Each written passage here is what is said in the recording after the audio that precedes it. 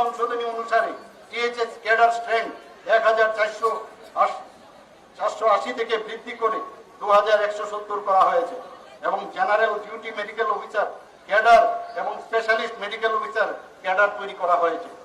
2023 সালের মার্চ মাসে Tripura health service রুলসের 20তম সংশোধনী অনুসারে অ্যানাটমি, কমিউনিটি মেডিসিন, ফার্মাকোলজি ও ফিজিওলজি এই 4টি বিভাগে বিশেষজ্ঞ চিকিৎসকদের স্পেশালিস্ট মেডিকেল অফিসার ক্যাডারে অন্তর্ভুক্ত করা হয়।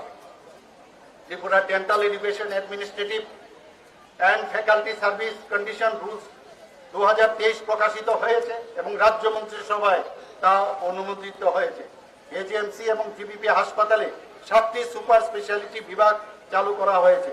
দীর্ঘ বছর পর মেডিকেল অফিসার ডেন্টাল গ্রেড 1 থেকে গ্রেড 3 পদে 26 জন আধিকারিক সহ বিভিন্ন স্তরের কর্মচারীরও পদোন্নতি পেয়েছেন। শিল্প ও বাণিজ্য ক্ষেত্রে রাজ্যে নতুন বিনিয়োগ আসতে শুরু করেছে। 2022-23 সালে আন্তর্জাতিক রপ্তানির পরিমাণ 121 কোটি 37 লক্ষ টাকা, যা 2018-19 সালের তুলনায় 7 গুণেরও বেশি। জাতীয় এবং আন্তর্জাতিক বিনিয়োগকারীদের রাজ্যে বিনিয়োগে আকৃষ্ট করতে রাজ্য সরকার আন্তরিক। বেসরকারি বিনিয়োগকে আকৃষ্ট করতে এবং রাজ্যের সম্পদকে তুলে ধরতে রাজ্য সরকার নর্থ ইস্ট গ্লোবাল ইনভেস্টর সামিটে অংশগ্রহণ করেছে। ব্যাপক পরিকাঠামো উন্নয়নের লক্ষ্যে আগামী 5 বছরে এশিয়ান ডেভেলপমেন্ট ব্যাংকের সহায়তায় রাজ্যের 6টি জেলার বিভিন্ন ইন্ডাস্ট্রিয়াল এস্টেটে 1200 কোটি টাকা বিনিয়োগ করার সিদ্ধান্ত বাজেটে রয়েছে। রাজ্যে উৎপাদিত সামগ্রী সহ অন্যান্য রাজ্যের পণ্য সামগ্রী প্রদর্শনের লক্ষ্যে রাজ্য সরকার প্রায় 130 কোটি টাকা ব্যয়ে অত্যাধুনিক ইউনিটি মল, একতা মল স্থাপন করার পদক্ষেপ ইতিমধ্যে নিয়েছে। জনজাতি কল্যাণ, জনজাতিদের অর্থনৈতিক বিকাশ সহ কৃষ্টি সংস্কৃতির বিকাশের প্রতি রাজ্য সরকার সদর্থক প্রয়াস গত 5 বছরে প্রতিফলিত হয়েছে।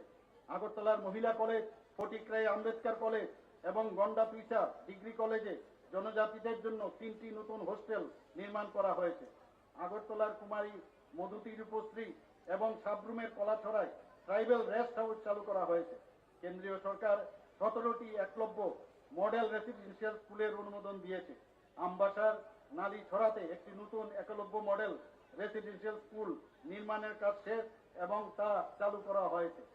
12টি নতুন একলব্য মডেল রেসিডেন্সিয়াল স্কুলের নির্মাণ কাজ চলছে। 2022-23 অর্থ বছরে এডিসির জন্য 619 কোটি 26 লক্ষ টাকা বাজেট বরাদ্দ বাড়িয়ে 650 কোটি 94 লক্ষ টাকা করা হয়েছে। 2023-24 অর্থ বছরের জন্য বিশ্ব ব্যাংক অনুমোদন দিয়েছে।